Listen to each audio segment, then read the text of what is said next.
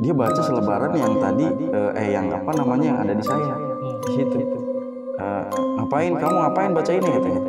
Iya mau ini emang kenapa sih? Ini dari mana? Dari bapak bilang gitu.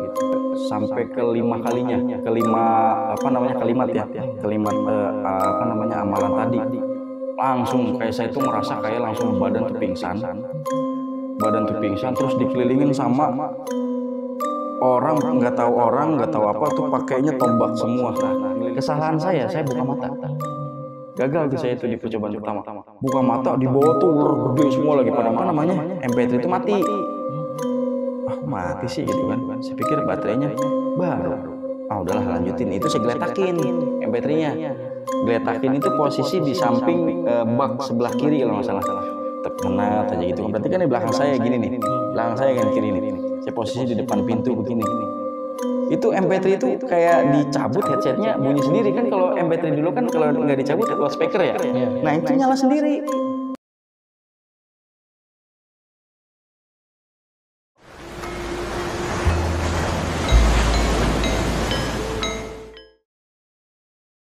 Assalamualaikum warahmatullahi wabarakatuh. Kembali lagi di channel Lautan Mistis. Nah, bersama gue Rizko seperti biasa. Nah, kali ini kita kedatangan narasumber yang udah pernah main ke sini. Jadi, kali ini udah ada Bang Rizky yang mau cerita tentang pengalaman beliau ketika bekerja di suatu proyek di daerah Jakarta Barat. Jadi, apa aja yang dialami? Yuk kita sapa dulu nih. Samping gue udah ada Bang Rizky. Halo Bang. Halo. Gimana kabarnya nih Bang? Alhamdulillah sehat. Alhamdulillah. Nah, jadi mau cerita kali ini tentang pengalaman di proyek. Iya, betul. Nah, ini apa yang Bang? Apa yang dialami nih Bang di sana nih? Dialami banyak banget Bang. Itu kan pengalaman pribadi saya waktu umur 18 tahun. 18 tahun. 18 tahun itu karena saya juga diminta mandiri sama orang tua. Jadi di proyek itu tuh kurang lebih saya 1 tahun. Jadi pulang ke rumah orang tua itu jarang, bisa dibilang. Jadi selama 1 tahun di situ, jadi tahu seluk-beluk tentang proyek, tahu tentang kehidupan malamnya mereka seperti apa, dan pokoknya pengalaman-pengalaman yang ada di proyek ini. 7 lantai Bang. 7 lantai? Proyek itu 7 lantai, bisa dibilang ruko. Iya, jadi apa yang dialami itu di sana? Di sana itu pengalaman yang paling seringnya itu ya di atas itu kayak ada siluman kelelawar. Di lantai 7 paling atas. Siluman kelelawar di lantai 7? Siluman kelelawar betul, di lantai 7. Oke, nah disimpan dulu cerita ini Bang. Nah, sebelum masuk ke cerita, bagi kalian yang belum subscribe, yuk bantu kita dengan cara subscribe, like, komen, dan share video ini. Dan juga bagi kalian yang mau jadi narasumber di Lautan Mistis, caranya gampang banget. Tinggal mampir aja ke Instagram kita di lautan.mistis. Kirim voice note kalian, nanti tim kita yang hubungin kalian. Oke, gak usah lama-lama lagi, langsung kita simak ceritanya.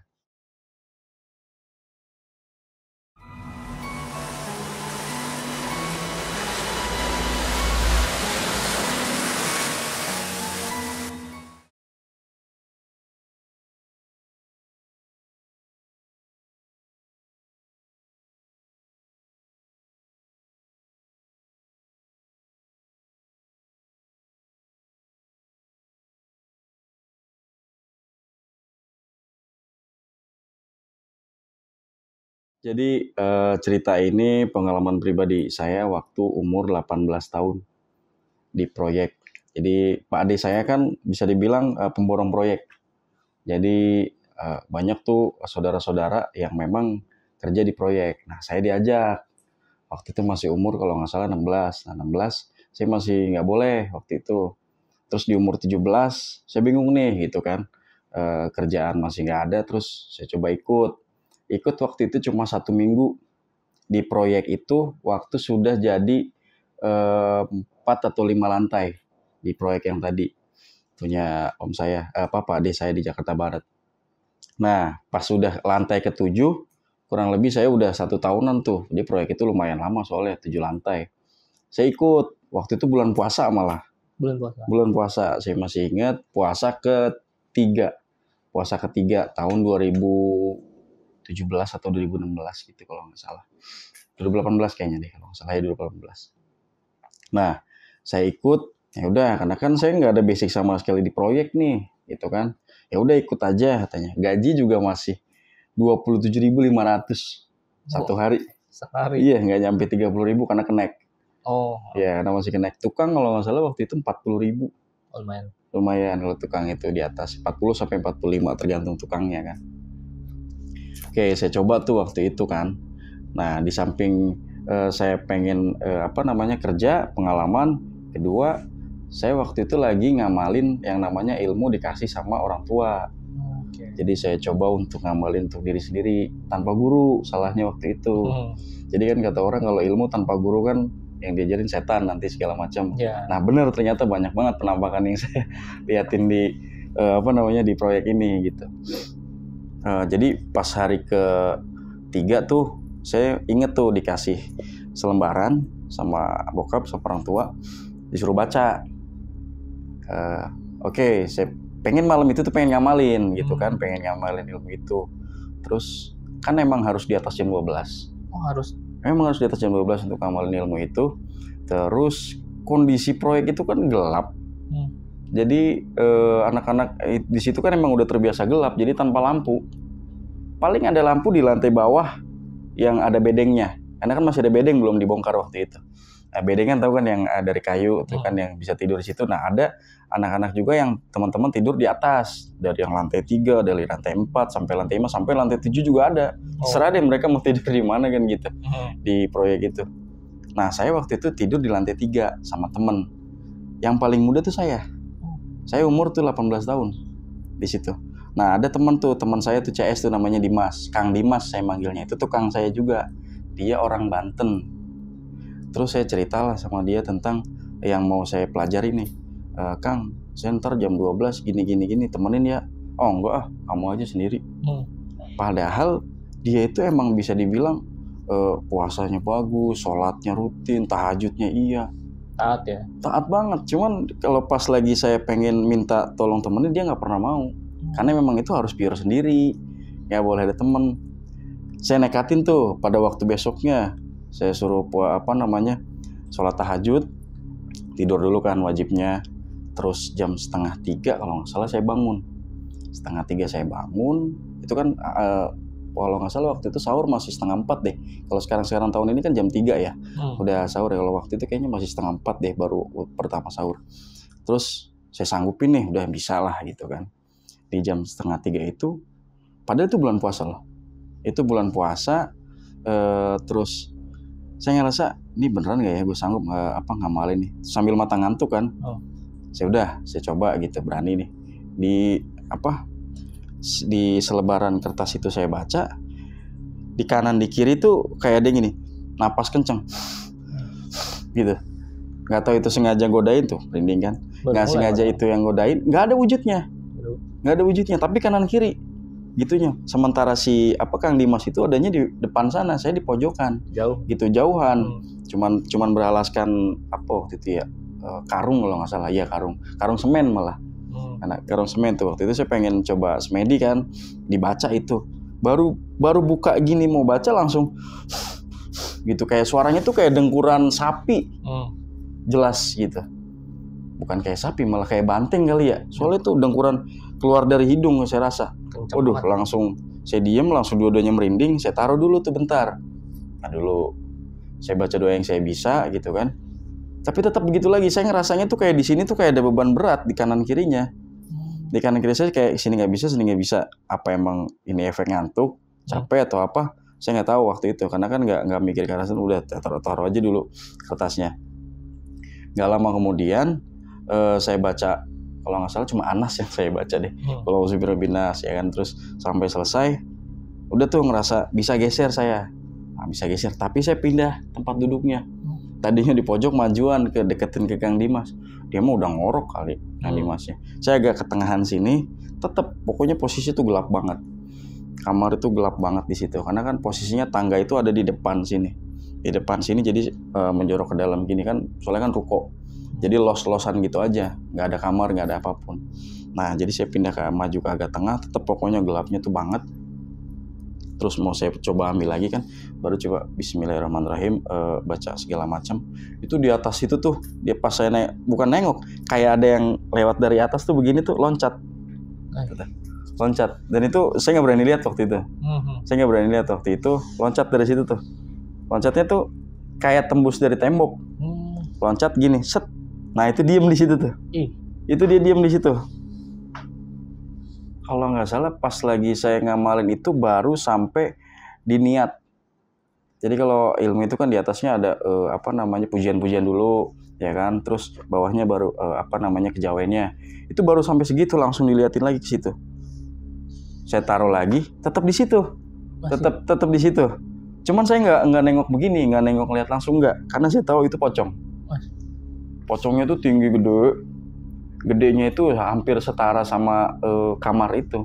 Bisa dibilang ini berapa 4 meter ada, tinggi. Tapi kain kafannya jelas. Itu saya nggak berani lihat ke atas soalnya. Saya taruh lagi, nggak saya lanjut, saya tutup mata lagi. Yang saya bisa, bukan yang saya bisa karena emang waktu itu saking paniknya kayaknya hanya Qul binas doang. Panas aja. Nggak hilang. Nggak hilang. Masih ada tuh. Masih ada. Itu pun saya bisanya cuma baca dalam hati. Saya panggil Kang Dimas, nggak nengok, nggak apa. Karena cuma bisanya gitu doang. Ngomong Kang Dimas dari jauhnya tuh nggak bisa. Gagap gitu. Gagap gitu, betul. Masih di situ. Depanin saya pas. Pokoknya samping-sampingan begini. Jadi saya ngadepnya ke agak miring, dia di sebelah situ. Nggak bisa ngapa-ngapain juga, tetap saya tutup mata lagi. Ini begini, malah maju dia di sini. Pas banget itu kertas bukan didudukin, diinjek kali. Jelas tuh. Jelas. Tuh kan merindingnya 2 malah. Tuh di situ. Dia di situ malah. Jadi kayak seolah saya nggak boleh baca apa nggak boleh nerusin, nggak tahu padahal baru hari pertama tuh. Mau coba saya itu diinjek di situ. Pas di kertasnya itu. Tapi bukan pas tulisan Arabnya ya, pas di atasnya. Pas di tulisan Arabnya kayaknya nggak keinjek. Pas tulisan yang bagian atas yang saya bilang pujian itu. Yang di situ. Terus saya baca lagi kalau nggak salah saya baca itu ada 10 menit kali. 10 menit? Soalnya merem. Itu udah keringet dingin semua. Keringet dingin. Terus saya buka mata, udah. Bukannya hilang, tapi adanya pindah ke sebelah saya, samping. Tapi badan tuh udah sanggup gerak gini. Saya teriakin Kang Dimas gitu saya bilang. Dia ngilang. Saya teriak, dia ngilang. Saya ambil lagi nih, saya teriak langsung lari ke sono. Kabur ke sono. Bangun, malah ngoceh-ngoceh dia. Malah marah-marah segala macam. Kalau dibangunin, ngapain sih gini? Surat yang selebaran yang itunya kan saya ambil ya, saya tarik waktu itu ke Kang Dimas.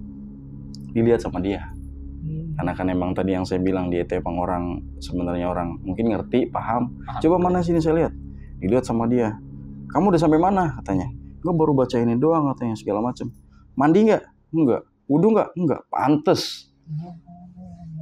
Harus bersuci dulu. Iya, wajibnya gitu. Saya udah nggak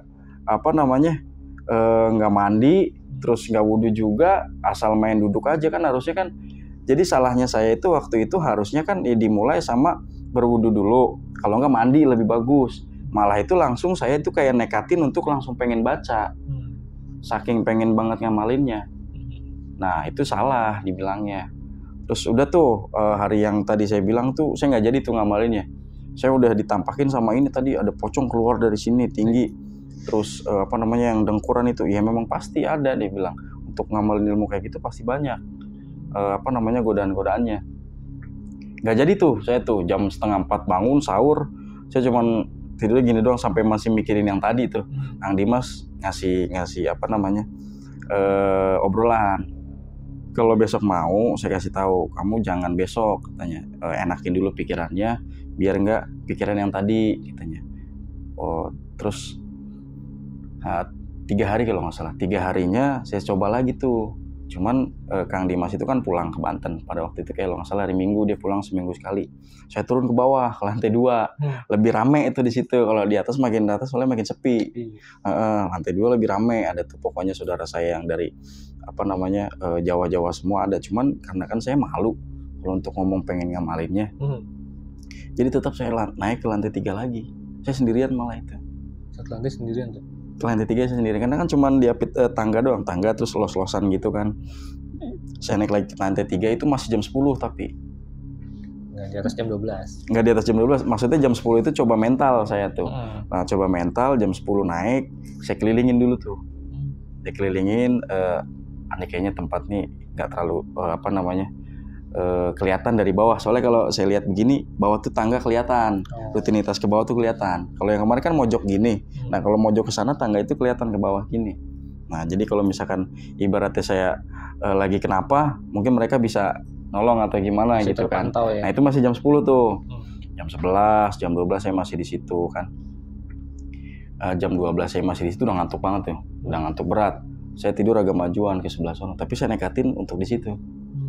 Saya nekatin banget untuk di situ, cuman waktu itu kan nggak ada bantal, jadi model itu pakai jaket.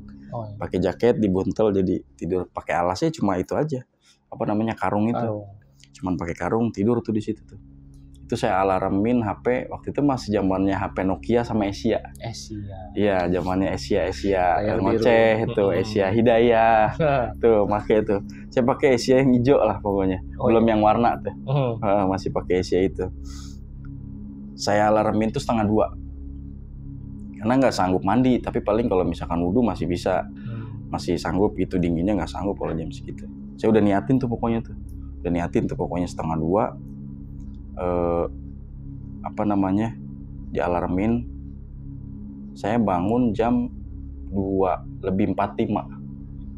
Iya, 2:45, pokoknya 2:40 segitulah saya bangun. Wah, udah telat nih kan. Malah panik saya mikir, soalnya kan bentar lagi mau sahur. Takutnya gagal lagi. Nggak sempet aku. Dicoba pakai yang ini lagi versinya. Nah, saya turun ke bawah, saya wudhu tuh. Ada yang bangun waktu itu Pak D siapa ya? Pak D Ros kalau nggak salah, masih saudara.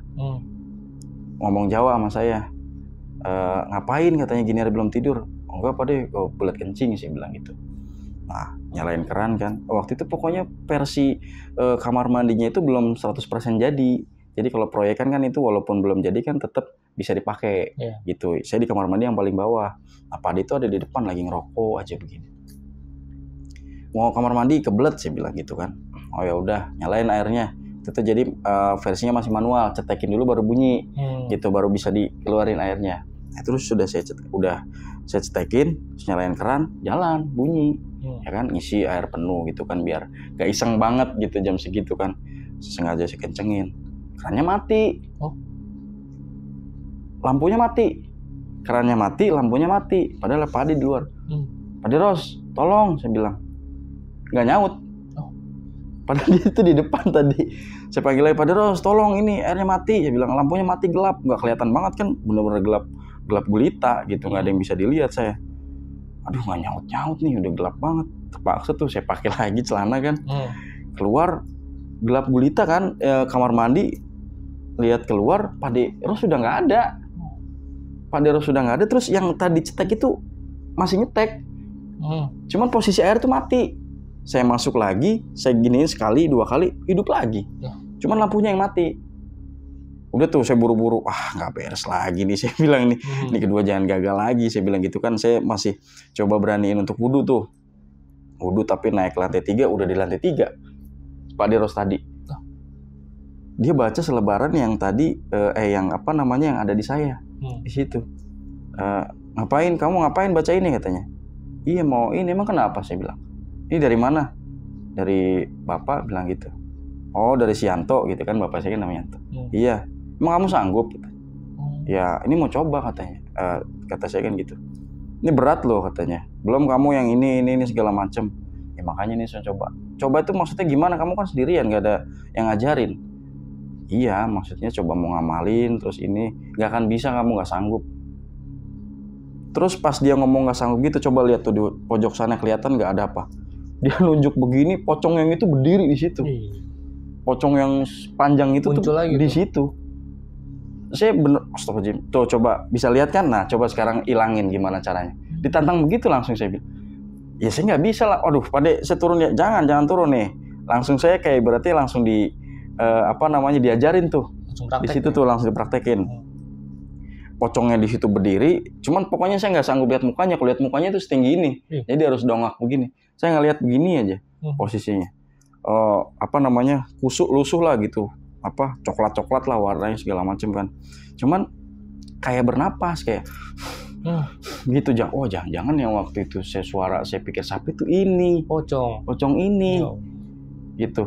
Nah coba nih kamu bacanya dari depan yang ini, bacanya Bismillahirrahmanirrahim segala macam sampai habis. Terus auzubillahi min syarri ma khalaq kalau nggak salah ya.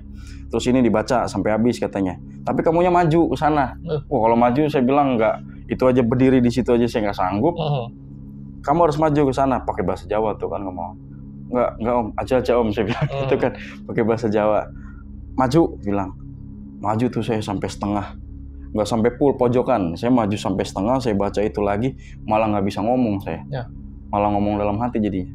Nah kan, nggak bisa kan, didudukin, hilang tuh pocongnya, didudukin, terus dikasih tahu, nih kamu pertama, niat kamu dapat ilmu ini untuk apa? Terus yang pertama, yang kedua kan tetap gangguannya banyak. Dari rumah ini pun sebelum ngeganggu kamu pasti udah banyak. Dari kemarin udah diliatin kan? Iya. Nah, sanggup nggak diterusin? Saya bilang sanggup, saya terusin. Oh ya udah, kalau sanggup dibimbing sama Pak Deros. Alhamdulillah ada yang bimbing saya tuh.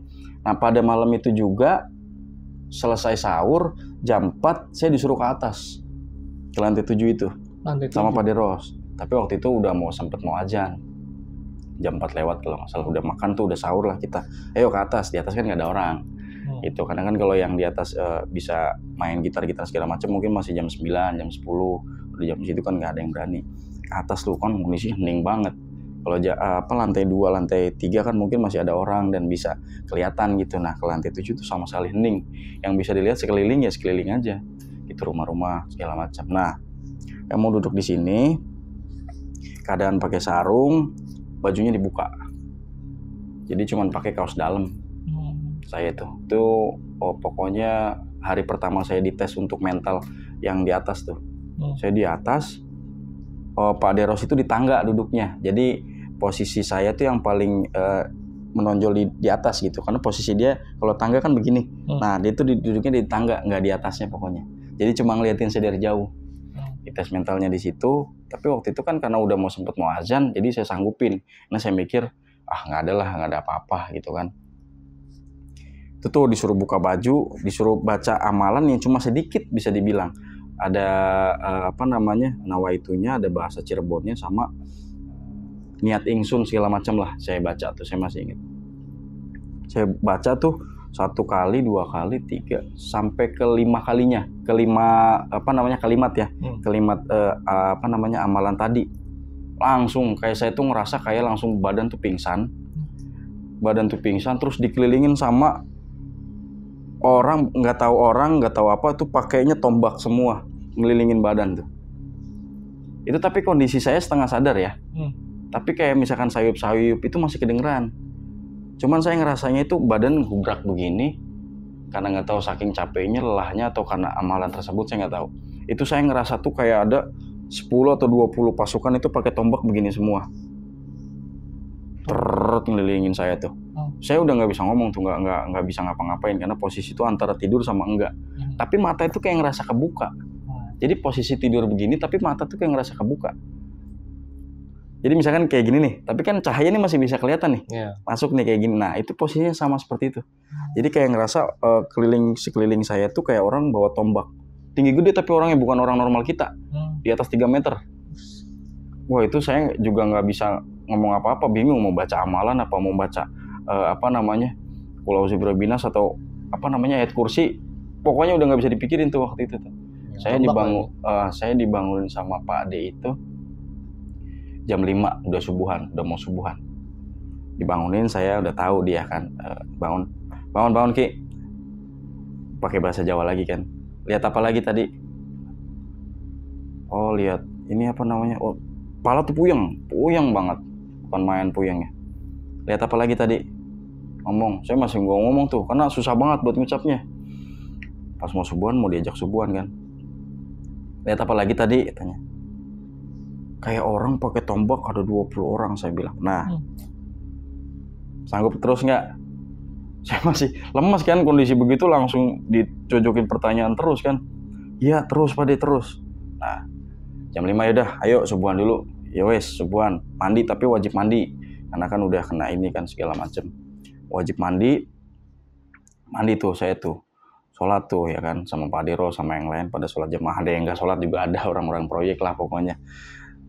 Ada ada satu teman saya yang di pojokan sana itu katanya ngelihat aktivitas jam 5 tadi pada saat saya tidur ya, dikelilingin tadi. Itu dia tuh nggak tidur, main HP. Iya nggak tidur, main HP kalau nggak salah di lantai 5. Jadi dia tuh ngamatin saya nih sama Pak Deros, katanya ngapain nih anak mungkin tahu gerak-geriknya kan. Katanya di belakang saya tuh ada yang ngikutin, rambut panjang. Cuman tingginya itu lebih tinggi dari saya. Tuh udah dari kemarin katanya, ngomongnya pakai bahasa Jawa juga. Ki, kemarin? Iya, udah dari kemarin, cuman nggak ngomong pakai bahasa Jawa kan. Ki, awit wingi ditelengna, akhirnya ana sing melu gitu kan, pakai bahasa Jawa. Emang iya om? Iya, coba takon Pade. Pade malah ketawa-tawa. Pade saya yang ngerti malah ketawa-tawa. Gue malah guyu, aku bilang gitu kan.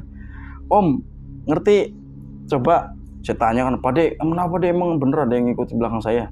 Malah ketawa lagi dia. Ada Ong Edan bilangnya gitu kan, orang gila katanya gitu. Nggak ada. Nah itu saya sempat sempat kepikiran emang bener nih ada yang ikut apa enggak nih gitu kan. Cuma yang paling sering tapaknya itu yang pocong yang tinggi di lantai 3. Itu pokoknya saya ngamalin itu kalau nggak salah udah semingguan lah. Seminggu kemudian saya ngamalin tuh. Iya, masih pocong terus tuh yang diliatin tuh. Masih pocong terus, tapi di bulan di bulan kedua atau di 1 bulan setengah itu kan Pak Deros pulang, jatahnya dia pulang ke Pati. Saya sendirian tuh, saya bingung tuh, tapi saya masih inget tuh pesannya. Pokoknya jangan di lantai 2, jangan di lantai 3, lebih baik di lantai 7. Saya dites langsung ke lantai 7. Jadi hening, nggak ada orang, bisa dibilang fokus sendirian. Kalau misalkan mati nggak mungkin, dia bilang kalau ngamalin gitu nggak mungkin mati, paling nggak kesurupan. Dia bilang kayak gitu sama sayanya. Nah, pokoknya yang masih saya ingat itu yang omongannya Om yang tadi itu saya bilang saya diikutin rambut merah panjang sama yang pegang tombak. Selama 1 minggu tuh saya nggak ngamalin dulu tuh. 1 minggu. Selama 1 minggu pokoknya kerja seperti biasa lah, ngaduk semen ini. Cuman masih keinget tuh. Soalnya yang paling berbayang di kepala itu yang pakai tombak. Sampai sekarang tuh saya masih inget. Puluhan orang. Itu di hari pertama loh. Apa di hari kedua saya diajarin ya. Di 1 bulan setengah itu saya ngamalin. Saya tuh kayak disiram air di atas. Di atas tuh ya. Jadi tidur seperti biasa, pengen tahajud kan, pengen ngamalin lagi. Saya seperti biasa kasih alarm jam 1.30, saya kebangun, ada yang bisa jam 2, bisa jam 2:30 kan. Itu saya lihat pokoknya nggak lihat jam, saya langsung disiram air. Cuman airnya itu nggak ada. Airnya tuh nggak ada. Disiram air tuh kayak basah semua badan. Berasanya basah cuman nggak ada airnya. Itu malah kejadiannya bisa dibilang mata telanjang. Itu ada kali 100 yang pakai tombak kayak gini. 100 lebih banyak koloninya. Bisa dibilang 100 lebih, ratusan lah pokoknya. 50-an lebih. Itu malah di depan saya begini, bajunya merah semua. Jadi kayak gimana sih, kayak misalkan kita di tengah-tengah tuh dikerumunin orang ukuran 3 meter diginiin. Lu mau ngapain? Gitu. Dan mukanya nggak jelas. Yang jelas itu kalau saya bilang fisik, mungkin fisiknya cowok semua. Nggak ada perempuan. Cowok semua. Fisiknya cowok semua, betul. Karena pakai tombak begini ke muka. Ada yang ke muka, ke bagian badan, mau ngelilingin badan situ. Itu pakaiannya bisa dibilang segini nih, celana segini. Bajunya juga kayak baju zaman dulu, cuman di depannya itu kayak pakai mahkota gini. Dan itu sama semua. Kayak versi Jawa lah. Versi Jawa. Cuman pakainya celana pendek segini, saya juga nggak tahu itu warna coklat atau sarung. Saya rasa kalau sarung bukan. Karena pakainya pendek di atas lutut segini. Pakai kalau versi baju pendek warna coklat juga, hitam di sini. Kalau versi kepalanya tuh pokoknya ada kayak mahkota di sini, cuman bukan mahkota, gini aja tuh. Kuning warnanya. Tuh. Gelang-gelangnya full warna kuning-kuning semua. Tuh merindingnya parah. Begini tuh. Itu semuanya. Itu saya nggak sanggup, yang namanya ngucap apapun udah nggak sanggup. Tapi mata saya tuh begini, lihat begini tuh muter. Itu saya sanggupin muter. Nggak tahu saya kayak dikasih sesuatu apa, yang air tadi tuh berasa nyiram lagi. Bubar semua.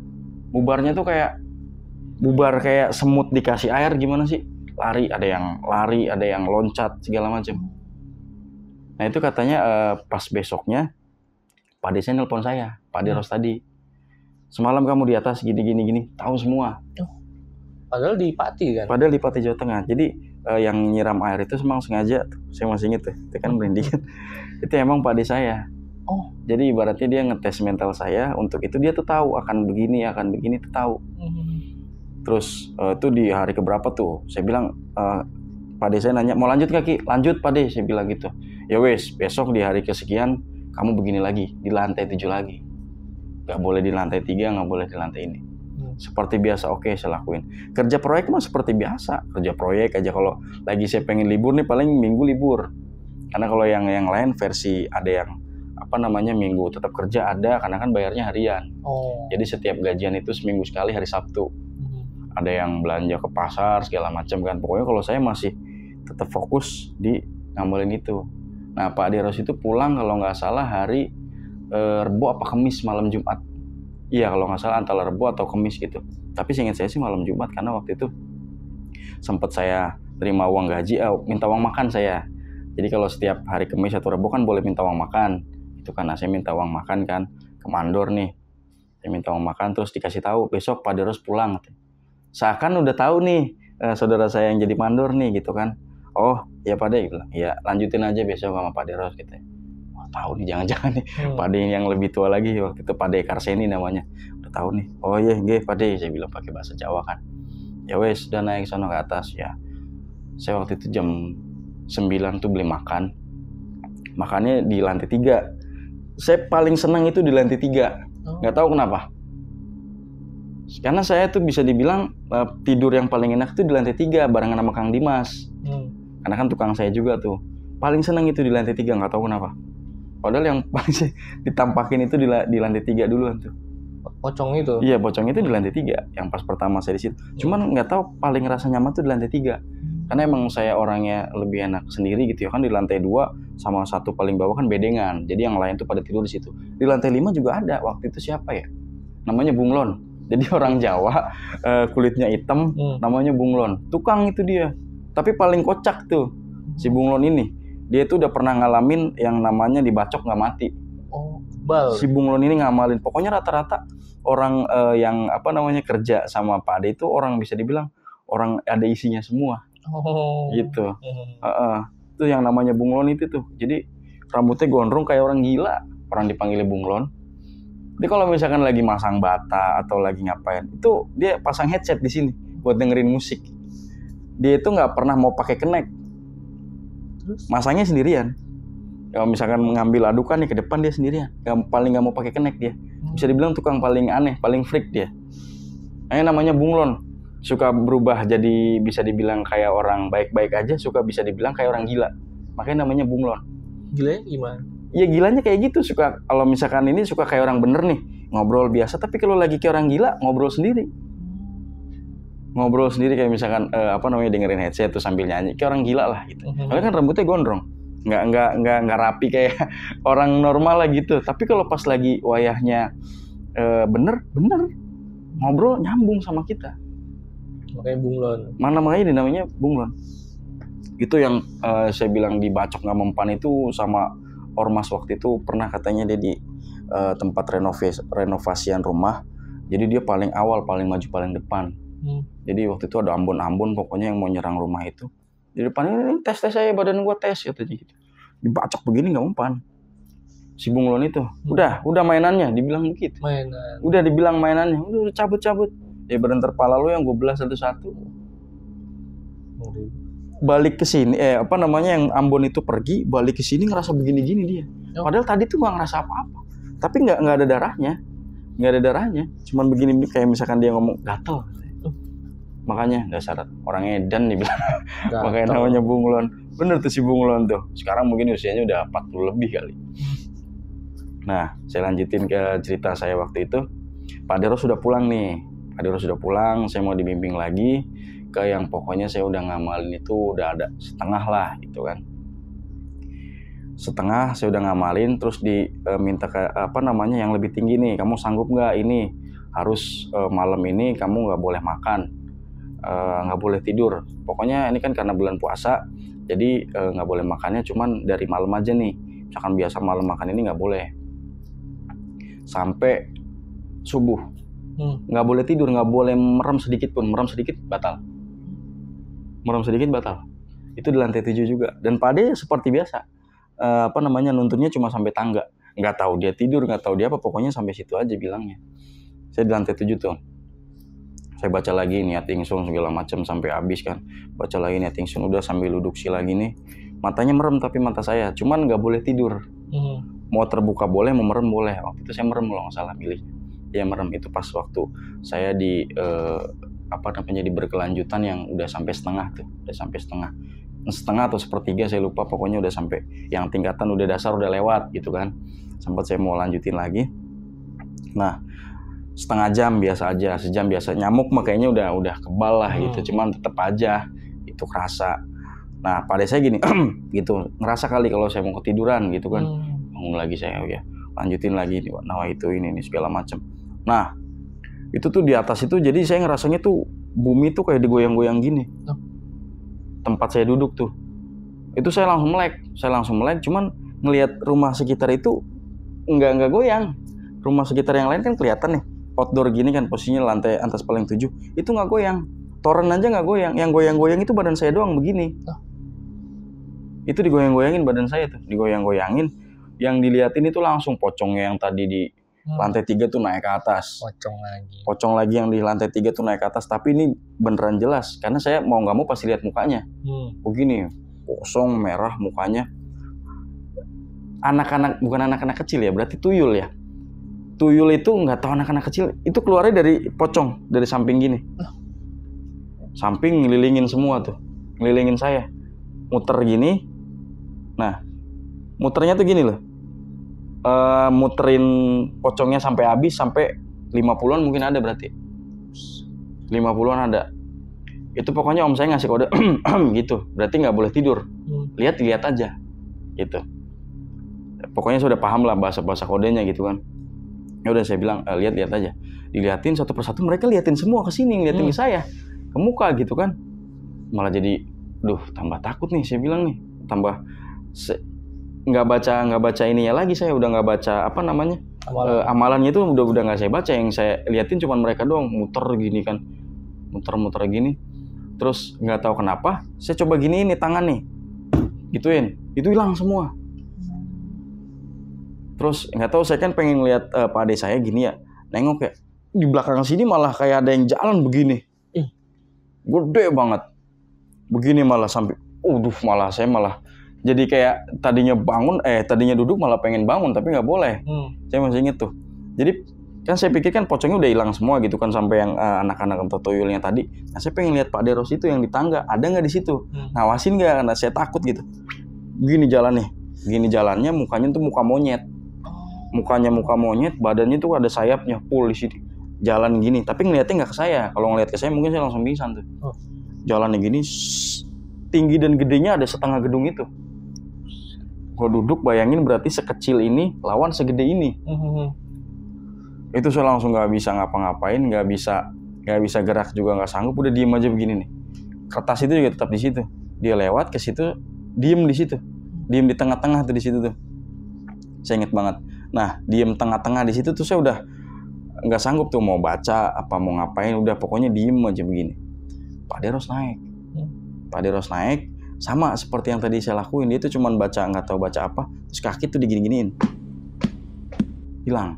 Nah, Pak Ade nyamperin saya tuh, jelasin lah yang tadi, katanya, nih kamu tuh tadi kesalahannya 2. Yang pertama tadi bacanya ada yang nggak konsen, jadi loncat amalan. Yang harusnya tadi yang amalan di atas kebaca yang ini, salah. Terus tadi yang pas pocongnya keluar begini, kamu hentakin gini, bener tuh. Nanti kalau misalkan kamu udah, jadi berarti saya tuh pas lagi kayak gitu tuh nggak tahu yang ada di pikiran aja. Bisa kadang-kadang kalau yang lagi ini gentakin tangan kayak gini, kaki, karena waktu itu kayaknya cuma tangan yang bisa saya gerakin kayak gitu. Bener, lanjutin yang kayak gitu. Cuman sekarang kamu ini saya anggap gagal. Oh ya wis Pak De, saya bilang bahasa Jawa kan. Turun sekarang. Turun tuh. Udah jam 5 kan. Udah subuhan juga tuh. Malam itu yang saya masih inget ya itu. Yang saya bilang nggak tahu siluman kelelawar, nggak tahu apa, saya nanya kan. Pak De saya tuh. Bukan jam makan siang, pada waktu itu masih puasa ya. Jam 12 waktu istirahat, saya tanya kan. Pak De kan tetap ini kan ngumpulnya sama orang-orang tua yang di bawah, sepuh-sepuh. Pas lagi di bawah saya tanya, Pak De, yang semalam apa? Saya bilang, Udah nggak usah nanya, nanti juga tahu. Nanti Pak De kasih tahu. Nanti malam mulai lagi. Nanti malam disuruh mulai lagi tuh. Cuman yang ada di bayangan saya tuh tiap tidur itu yang paling kemarin itu yang tombak itu, sekarang malah yang itu. Yang mukanya kayak monyet, badannya kayak kelelawar. Di atas itu tuh. Nah, saya tanya sama Pak De, terus udah ntar juga tahu. Dan nanti malam coba lagi. Siap, saya bilang gitu. Malam mulai lagi sama seperti itu. Cuman saya naik itu ke atas jam 9. Anak-anak, teman-teman saya masih di atas main gitaran gitu kan. Nah, saya karena waktu itu pengen nelpon pacar ya waktu zaman-zamannya Asia, saya teleponan tuh. Udah nggak mikirin ilmu yang kemarin dulu deh gitu. Saya pengen pengen teleponan.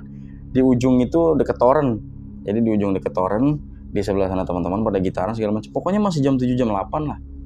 Jam 7 jam 8 teleponan biasa. Baru mungkin masih 10-15 menit saya teleponan. Itu muncul lagi di sono. Begini tapi tiduran aja. Itu muncul lagi. Yang lain saya panggilin itu nggak ada yang denger. Gimana ya? Jadi pas saking paniknya, HP juga jatuh kan. Terus saya samperin tuh. Oh, yang ada di situ ada si Bunglon, ada Kang Risman, ada Kang Dimas di situ semua. Kang itu apa? Apaan sih berisik orang lagi? Mungkin mereka lagi pada enak kali enjoy gitu kan. Terus diganggu saya karena saya paling kecil kan waktu itu. Cilik berisik gitu. Saya dibilangin anak kecil berisik gitu kan. Enggak Kang Dimas saya coba tarik tuh Kang. Abang, Kang Dimas saya coba tarik ke sono. Mana? Mau lihat apaan gitu kan. Itu di sono, itu udah hilang. Yang dikasih lihat itu saya doang dari kemarin. Itu udah hilang. Mana? Kayak kamu udah kemarin lihat ini mana? Buktiin coba sini. Sampai dia bilang kayak gitu. Iya bener ya, apa ini ke bawah cuma dari ilmu sendiri apa gimana ya? Udah tuh mas malam itu saya pas lagi telepon kan saking ininya kebanting HP Asia kan baterai sampai keluar, sampai copot. Saya pasang lagi, teleponan lagi, turun tuh saya tuh ke bawah tuh. Turun, keluar beli es kan. Iya, saya ingat tuh beli es waktu itu. Keluar beli es. Nggak langsung ke atas, di luar dulu saya. Di luar dulu nih, diem nih. Saya pandangin aja. Gedung ruko segede gini 7 lantai kan. Pokoknya kalau ruko belum jadi kan gelap tuh ya. Posisi cuman kelihatan depan pagar, bedeng sama sekat-sekat gitu. Lantai-lantai gitu kan, tangganya kan di dalam gitu kelihatan. Jadi pas saya minum es, belum masuk tuh saya tuh. Saya begini kan, senderan di depan rumah orang gini sambil minum es gini. Kan kalau ruko itu kan kalau belum jadi kan kelihatan dari luar gelap ya. Cuman kelihatan pagar, terus sekat-sekat gini sampai ke lantai 7 kan. Itu pokoknya kelihatannya gelap lah dari luar. Saya minum es aja begini kan. Gila nih ruko setinggi gini gitu ya. Masa ya cuma saya doang diliatin. Itu saya di luar itu ngebatin. Ngebatin dalam arti cobalah semua yang ada di situ gua tantang. Itu saya malah nantangin. Itu secara gua nggak tahu sadar nggak tahu enggak ya. Cobalah semua yang ada di situ, gua pengen lihat semua wujud asli lu. Saya malah gitu loh. Kan kalau kata orang kalau lagi pas ngamalin atau lagi amalin ilmu itu kan ada aja ya apa sombongnya, terus halusinasinya, terus ada juga pokoknya negatif positifnya pasti ada di badan. Lu sanggup enggaknya? Itu aja. Mungkin saya lagi posisi waktu itu lagi sombongnya tuh. Karena ngerasa udah pengen bisa kan, udah ngerasa ada pas lagi sedikit yang saya giniin pocong bubar gitu. Nah itu saya nggak sengaja tuh ngomong tuh. Saya naik ke atas, ke lantai 3 lagi saya tuh. Nggak ada orang kan, karena kan masih pada gitaran di atas. Saya ke lantai 3, tiduran tuh, biasa tiduran, pakai alas cuman yang karung itu kan. Saya tiduran tuh, saya senderin gini, saya tiduran gini aja. Baru mata pengen merem gini. Merem, emang rasanya merem gini, merem tuh saya buka lagi gini. Buka, kayak hening banget suasananya nih. Hening, saya coba duduk. Duduknya tuh jadi kayak kaget saya. Langsung kaget begini. Itu ruangan itu berubah 180 derajat. Jadi kayak aktivitas. Tahu nggak Bang? Tuh kan mending. Jadi kayak aktivitas. Buset, itu saya dilihatin yang namanya semua setan itu di situ semua di lantai 3 mungkin. Jadi semua aktivitas, karena mungkin saya pas yang ngomong sombong di bawah itu, aktivitas itu saya dilihatin semua kayak pasar setan. Di lantai 3 tuh. Gue tuh cuma bisa duduk begini melongo ngeliatin semua. Kepala orang di sini buntung kagak ada bisa jalan. Terus kuntilanak yang palanya muter-muter gini kayak di film. Palanya muter-muter, anak tuyul yang lari-lari terus palanya jatuh, pasang lagi. Jatuh lepas, pasang lagi. Pocongnya 3 meter ada kali 50. Buset. Jalan gini loncat gini. Kalau ini parah merindingin. Rame banget. Rame banget di situ. Cuman ya mereka nggak ganggu, cuman ngeliatin gua doang. Cuman ya mungkin itu yang tadi dibilang. Ditampakin secara langsung. Karena minta tadi. Tuh diliatin kan. Saya mungkin itu bisa dibilang kayak mati suri juga enggak. Pokoknya diem aja begini melongo. Sampai itu anak-anak di atas pada turun. Sampai Pak Ade saya nyamperin. Bangun-bangunin tetap nggak bangun-bangun. Dibangun sama anak-anak segala macam nggak bangun-bangun. Jadi kayak orang kesambet dibilangnya. Karena posisinya begini melongo tuh, diliatin, gini. Jadi nggak bisa ngapa-ngapain sayanya. Cuma diliatin terus pokoknya nggak tahu diapain, dibacain doa, disiram tuh sama Pak Ade saya kan, Pak Ade Ros itu sama Pak Ade Karseni juga turun tangan tuh. Pak Ade Ros, Pak Ade Karseni bisa dibilang yang ada ilmunya lah segala macam gitu. Terus bangun tuh saya tuh, kacau katanya. Saya bilang nunjuk-nunjuk ke saya tuh Pak Ade Karseni sama Pak Ade Ros, kacau kamu katanya. Jangan sekali-kali kayak gitu lagi, kita semua tuh bisa kesambet kayak kamu katanya. Pakai bahasa Jawa tuh, ditelepon tuh pada saat itu bokap tuh. Kan langsung manggil bokap. Tok, anakmu pakai bahasa Jawa ya. Anakmu suruh pulang katanya. Banyakan ini di sini katanya. Kenapa katanya? Pokoknya pas besoknya bokap datang ke proyek. Ngejelasin kan, ini nih anak kamu kan udah diajarin ini. Oh, iya ya Ki, panggil tuh saya tuh di sidang. Gue di sidang tuh. Dikasih tahu kan. Emang iya ngomong apa katanya? Iya, dalam hati ngerasa pengen nantang gini segala macem. Kayak pengen nabok cuman dialangin sama Pak Ade Ros. Jangan. Pakai bahasa Jawa aja wes katanya. Gak apa-apa biarin masih anak muda gitu kan. Jiwanya mungkin masih ketantang gitu segala macam.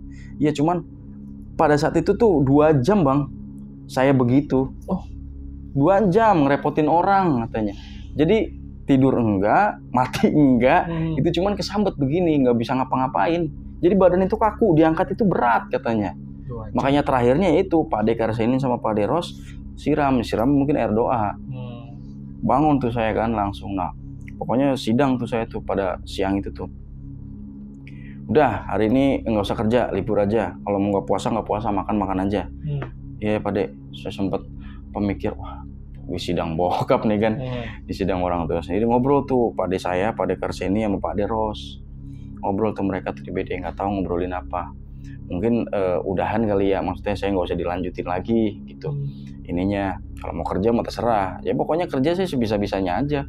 Orang di proyek kok namanya ngebantuin angkatin bata, terus Cuman karena saya pada saat waktu itu pengen banget ngamalin ilmu itu, yang saya di otak saya itu pengennya ngamalin aja.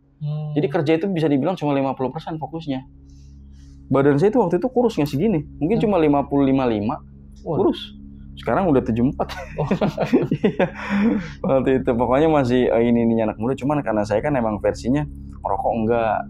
Kayak ngopi juga bisa dibilang jarang. Kalau es, kalau susu gitu doyan. Jadi kalau misalkan fisik saya bisa dibilang oke lah gitu. Dibanding mereka yang rokok kan katanya. Tapi kalau misalkan begadang juga saya siap, sanggup gitu. Cuman karena habis waktu itu di sidang sama bokap dikasih tahu lagi. Mana katanya amalan dari Bapak. Saya kasihkan nih. Udah sampai mana? Sampai baris yang ke tengah kalau nggak salah baris ketiga. Ya baris ketiga juga belum full kan. Masih setengah karena pas kejadian yang di atas itu saya diliatin itu. Udah sampai sini. Nah pas diliatin ini kamu salahnya di mana kata. Dikasih tahu Pak Ade Ros. Iya salah lompat amalan ke sini. Saya bilang ya udah. Yang ketiganya disobek. Diambil. Loncatin aja amalan yang keempat katanya. Besok Pak Ade Ros sudah ngomong katanya. Jadi yang ketiga itu saya nggak dilanjut. Karena yang ketiga itu bagian untuk ngisi diri sama untuk bahasanya tuh ngeraga sukma. Ngeraga sukma itu bisa dibilang bisa untuk ngelihat makhluk yang ada di situ. Sama saya sendiri pasti dari emosinya, dari caranya, pokoknya semua itu bisa dibilang kalau nggak kuat badan ya kayak gitu jatuhnya. Atau emosi kesambet ya mungkin bisa dibilang tentang inilah gitu, diri sendiri kuat apa enggaknya gitu kan. Yang ketiga ini ditarik, lanjut suruh yang keempat. Yang keempat ini lebih berat lagi. Gimana? Lanjutlah ke besokannya kan, Pak Ade Ros mau ngajarin tapi mungkin udah saya berselang liburnya itu 3-4 hari. Pak Ade Ros saya dikasih tahu sama Bapak nih katanya yang keempat aja lanjut. Ya udah, sanggup nggak? Ya saya coba sanggup. Jadi yang keempat itu badan itu telanjang sampai sini, sampai kaki boleh pakai boxer. Nah badan yang atas itu nggak boleh pakai kaos sama sekali. Kalau yang waktu ketiga itu kan masih boleh, ya kan. Nah ini nggak boleh sama sekali. Jadi dingin, ngerasain dingin. Nah itu di lantai 7 lagi tuh, sama tuh di lantai 7 lagi. Udah yang keempat itu kalau nggak salah, saya cuma sampai 5 deh bang kalau nggak salah ya. Ya sebenarnya nggak nerusin sampai selesai soalnya. Yang keempat, tadinya fisik saya tuh udah nggak kuat tuh, udah lemah. Cuman karena saya dengan kepengen banget gitu kan, pengen banget itu. Yang keempat itu berhubungan sama badan sama panglimunan. Apa tuh? Panglimunan itu yang nggak bisa kelihatan kalau pas lagi kita keadaan terdesak. Gitu misalkan lagi ribut gede nih atau gimana, baca amalan itu bisa dibilang lu nggak kelihatan nantinya. Itu berhubungan sama itu. Sempet nggak pengen ngamalin tuh, cuman udahlah, udah tanggung gitu kan. Kasihan juga Pak Deros sudah ini lantai 7 lagi.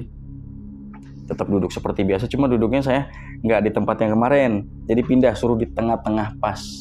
Jadi dikasih bunderan sama Pak Deros, dikasih bunderan, duduknya di sini. Setiap 5 menit, kalau enggak setiap kamu sanggup itu muter badan. Jadi muter badannya itu ke 4 penjuru angin. Timur, barat, utara, selatan. Misalkan udah 5 menit nih, pegel, muter aja utara. Pegel lagi, muter ke sini. Pegel lagi, muter ke sini. Dan itu 4-4-nya itu saya emang nggak dilihatin apa-apa bang. Sama sekali tuh. Sama sekali nggak dilihatin apa. Cuman badan itu yang rasanya panas, dingin, itu berasa semua. Itu disuruh kalau nggak salah suruh 3 jam. Buset. Dari jam di atas jam 12 itu, benar di atas jam 12. Dari jam pokoknya sampai sahur, sampai sebelum sahur disuruh udahan. Itu mungkin saya baru putaran ketiga kali ya. Putaran ketiga kan saya ke selatan nih. Udah saya ngerasa capek kan, muter lagi ke sini. Sambil baca tuh kan, muter lagi ke sini. Terus saya taruh gini karena ngerasa udah hafal kan. Tetap tuh puterin yang kayak tadi tuh, entah 5 menit, mau 10 menit. Emang nggak ngelihat apa-apa saya. Cuman ya itu. Jadi badan itu bener-bener ngerasa kayak batu, ngebatu di situ. Nah, di jam kedua kalau nggak salah, di jam yang kedua saya ngerasa mata itu ketutup sendiri. Wah. Mata ketutup sendiri, badan itu kayak ngerasa ngelayang. Itu benar kalau misalkan ngeraga sukma itu seperti itu. Pembelajarannya. Badan itu ngerasa ngelayang, tapi jangan buka mata. Baca aja terus amalannya, sampai baca terus. Nah, kesalahan saya buka mata. Gagal tuh saya itu di percobaan pertama. Buka mata, di bawah tuh ular gede semua lagi pada mangap begini nih. Gede-gede banget kalau misalkan dibandingin kayak anaconda kali gedenya. Itu emang kan katanya emang nggak boleh buka mata ya, pokoknya itu. Badan itu kayak ngerasa ringan banget kayak di atas, jadi saya ngerasa begini nih, ngintip. Itu ular begini-gini semua. Langsung saya merem lagi, bangun, udah duduk lagi keadaannya. Langsung begini, tiduran saya. Pak Deros naik lagi, ditabuk saya waktu itu. Katanya, udah 2 jam. Salah kan? Saya diem aja kan. Iya Pak De, maaf Pak De. Kan dibilang kalau lagi pas udah di step yang itu jangan buka mata. Saya buka mata salahnya. Diliatin ular gede-gede tuh. Pokoknya kalau ini ada kalau 10 ular gede-gede itu di bawah kaki. Itu real banget tuh, kelihatan, saya ngerasa bang.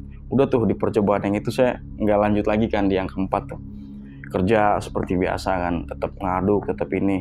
Jadi yang dari penglihatan yang di ruko itu yang pocong gede, terus yang orang bawa tombak, terus siluman kelelawar, terus yang terakhir itu ular yang gede.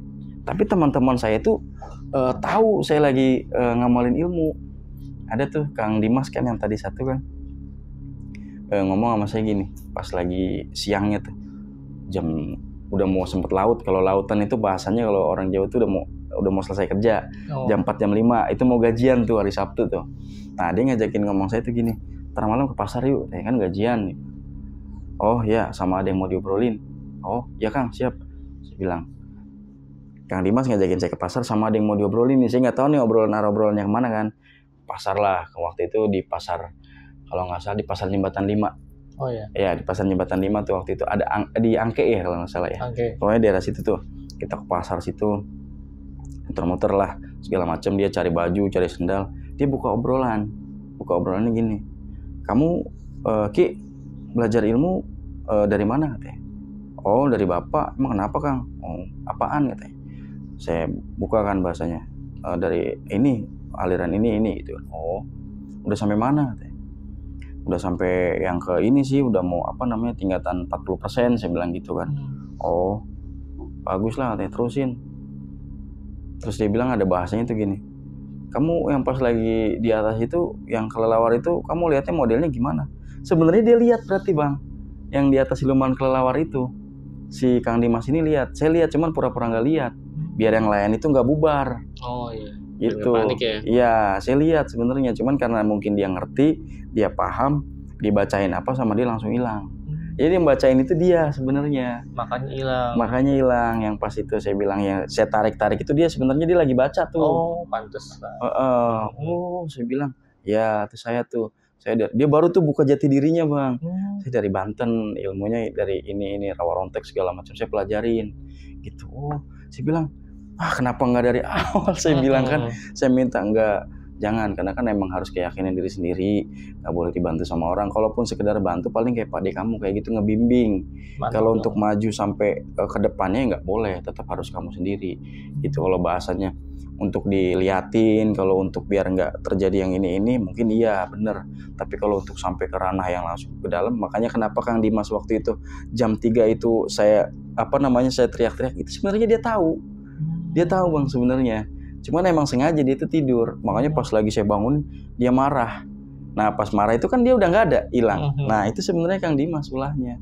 Dia itu sebenarnya tahu, paham saya mau ngamalin yang ini, ngamalin itu, sebenarnya saya tahu. Oh Kang saya bilang, kenapa nggak ngomong dari awal? Iya, karena kan saya pengen ngetes mental kamu juga sejauh mana. Karena kan di sini kan bisa dibilang keluarga kamu nih, Pak De kamu, Pak De Kars ini bisa dibilang ilmunya bagus. Terus Pak De Ros juga sama. Jadi keluarga kamu ini bisa dibilang ini orang pegangan semua. Nah kan tinggal sekarang kamu yang digembleng bahasanya untuk keilmuan diri sendiri, sanggup apa enggak gitu.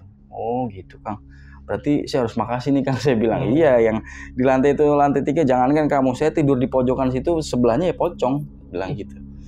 Jadi tidur sebelahnya di pocong. Waktu dulu belum ada saya itu 3 pocong katanya bareng sama saya tidur. Jadi 3 pocong yang ukuran 3 meter itu tidur bareng di lantai 3. Makanya di lantai 3 itu paling cuma tidur Kang Dimas yang berani. Karena kan angka ganjil kan nggak boleh diituin ya. Ditempatin. Nah, yang tidur itu cuma dia. Karena dia itu ada tempat khusus di situ. Jadi kalau misalkan orang-orang proyek itu misalkan naruh barang atau naruh apa, kan udah ada tempatnya khusus nih sama dia nih, bikin lemari atau apa. Jadi Kang Dimas bikinnya di lantai 3. Hanya dia sendiri. Dulunya ada keneknya karena waktu itu udah pulang kampung. Jadi udah nggak kerja lagi bareng. Jadi yang ada cuman Kang Dimas doang sendiri. Nah, sekarang digantiin lah sama saya. Nah itu tuh. Pokoknya lanjut dari situ saya kurang lebih 1 tahun itu nggak nyampe 5 itu udah kelar. Nggak nyampe 5 lembaran amalan itu saya udah selesain. Saya udah selesain itu karena yang pertama waktu itu udah lebaran lah ya, berarti udah lebaran, saya pulang ketemu orang tua, saya ceritain kan, Pak cuma baru yang keempat, yang ini nggak sanggup gini. Ya udah kalau nggak sanggup tinggal terserah mau terusin apa enggak. Nah di minggu yang selanjutnya balik ke situ, cuman kan belum rame proyek, masih paling cuman ada belasan orang, karena kan mereka pasti balik ke tempat masing-masing, tempat asal. Kalau Pak Deros sama Pak Dekar sini enggak, karena dia bagian jaga. Jadi ntar di rolling, yang lainnya pada datang, ada kepercayaannya baru pulang. Nah itu saya datang tuh pas seminggunya lebaran. Itu kan masih posisi kan kerja juga masih bebas, dalam artian masih terserah deh mau ngerjain yang santai-santai aja silakan, karena kan waktu masih kerja awal. Itu emang kalau proyek pasti kayak gitu. Jadi kerja awal masih santai nih, cuman belasan orang, masih tenaganya masih sedikit, belum full kayak yang 25 orang waktu kita awal. Saya ngerjain itu jadi siang-siang, itu di belakang kamar mandi yang di bawah itu yang saya kerjain waktu itu saya pengen wudhu itu. Tapi kan kondisi kan udah keramik ya, kondisi udah keramik, udah bagus gitu kan. Cuma saya di paling bawah, Pak Dekar sini sama Pak Deros kalau nggak salah di atas nih. Cuma saya di bawah tuh, saya bagian waktu itu disuruh kalau bahasa ininya tuh ngenat itu ini bagian keramik. Jadi ngisiin tengah-tengah ini nih. Sendirian tuh saya di bawah tuh. Siang. Udah nggak bulan puasa juga. Saya setel di waktu itu masih zamannya MP3 yang pakai headset baterai. Saya gantungin di sini, saya sambil dengerin musik tuh. Saya nggak tahu kan nyanyinya kenceng atau pelan, saya nggak tahu tuh. Pintu kamar mandi saya tutup, udah saya ngenat aja gini, nyanyi sedalam kamar mandi kan. Nggak tahu nyanyinya kenceng atau pelan, pokoknya saya ngenat aja gitu kan. Pokoknya kamar mandi kan posisi ketutup pintunya, karena kan sela-sela pintu kamar mandi kan kena semua itu sama bak gitu. Nah, MP3 itu mati. Aku mati sih gitu kan. Saya pikir baterainya baru. Udahlah lanjutin. Itu saya geletakin MP3-nya. Geletakin itu posisi di samping bak sebelah kiri kalau nggak salah. Tetap ngenat aja gitu kan. Berarti kan di belakang saya gini nih. Belakang saya kan kiri nih. Saya posisi di depan pintu begini. Itu MP3 itu kayak dicabut headsetnya bunyi sendiri kan. Kalau MP3 dulu kan kalau nggak dicabut loudspeaker ya. Nah itu nyala sendiri. Itu merinding lagi gue. Itu ada yang nyabut. Iya, itu ada yang nyabut. Saya kan lagi ngenat gini, kayak ada suara musik ya, saya bilang, perasaan tadi gue matiin. Itu geletak lepas, headsetnya itu lepas. Headsetnya lepas, musiknya jalan sendiri. Musiknya itu masih zamannya Kangen Band. Zaman-zamannya Kangen Band tuh. Suara Kangen Band kan nyanyi, terus kok lepas gitu. Tadi perasaan pasang dia pakai headset. Terus saya masukin lagi, saya dengerin ke sini, nggak ada suaranya. Kok mati lagi, saya bilang. Terus saya taruh lagi kan, buka pintu nih, di luar nih kan nyari ini. Terus udah nih keluar nih, dulu gua keluar nih, saya tes lagi, bisa nggak? Mati ternyata. Berarti udah mungkinnya mati. Yang tadi mungkin ada yang iseng. Saya pikir gitu doang. Udah tuh saya masuk lagi, saya kerjain, pokoknya ngenat itu hari itu harus selesai. Jadi ngenat itu saya selesain, terus udah selesai di nat itu kan berarti kan dilapin. Habis dilapin itu basah pakai air tuh, dilap pakai air. Nah itu keran saya nyalain, basahin, lap pakai lap. Udah beres nih semua nih. Posisi MP3 kan di luar. Posisi di luar tuh pokoknya posisinya. Ada yang mainan air tuh lagi tuh. Mulai tuh. Jadi posisi pokoknya Sanyo di luar kan kondisi udah on. Soalnya udah waktu itu udah lumayan keramik udah dipasang, berarti udah lumayan 70% jadi, itu 80% malah. Air tuh mati hidup. Saya begini, mati hidup. Jadi hidup mati. Sementara kalau misalkan bunyi Sanyo mati kan cet mati, bunyi kan tet gitu kan. Itu kondisi masih hidup tet gitu terus. Siapa yang mainan dalam arti? Saya tutup nih pintunya nih. Saya matiin sengaja Sanyonya. Karena posisi ngenat ini udah selesai.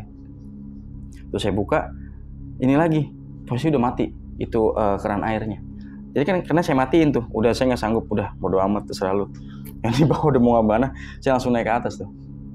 Pokoknya ngenat itu udah selesai di bawah. Terus Pak De ini ngomong udah selesai. Udah Pak De, saya bilang biasa di bawah dikerjain lagi. Apaan? Tahu ada yang mainan air, saya bilang gitu. Pokoknya di situ tuh saya cuma dapat pelajaran yang paling ininya tuh nggak sempat selesai ngamalin ilmu. Sampai sekarang pun saya emang nggak selesai. Jadi bisa dibilang setengah enggak, 100% juga enggak. Jadi kalau misalkan lagi pas sengaja diliatin yang begitu ya kelihatan. Tapi kalau pas lagi enggak ya paling ganggunya lewat gangguan suara, terus lewat sekelibatan aja mungkin udah sering banget. Jadi di Pak Ade itu sampai selesainya itu, jadi saya itu udah nggak nggak kerja di situ lagi semenjak, pokoknya sampai 100%-nya lah saya nggak di situ lagi. Jadi sama Pak Ade kalau nggak salah saya waktu itu dapat kerjaan di sekolahan. Ya, dapat kerja di sekolahan, pokoknya sampai proyek itu jadi, sampai Pak Ade kasih nelpon saya, Ki, ini saya dikasih THR gitu kan. THR nih, proyek udah selesai. Oh iya, makasih Pak Ade gitu. Pokoknya yang paling ini banget di saya ya paling itu Kang Dimas. Ternyata dia orang bisa dan tahu yang pas tadi untuk ngilangin pocong dan siluman kelawarnya itu ternyata dia. Sama dari awal dia sebenarnya tahu, sama Pak Ade Ros yang bisa dibilang ngebimbing saya. Jadi sampai sekarang ini mungkin saya bisa dibilang yang nggak tahu bisa dibilang bisa juga enggak, yang dibilang mungkin bisa lihat juga mungkin masih bisa gitu. Yang paling itu ya jelas banget ya orang pakai tombak itu ngelilingin sama disiram. Itu tuh udah pokoknya ngerasa bener-bener jelas. Sama ya itu yang ditampakin yang siluman kelawarnya ternyata ngilangin ya Kang Dimas juga. Gitu. Karena dia asli orang Banten ternyata kan, baru ngasih taunya dari situ saya gitu ya.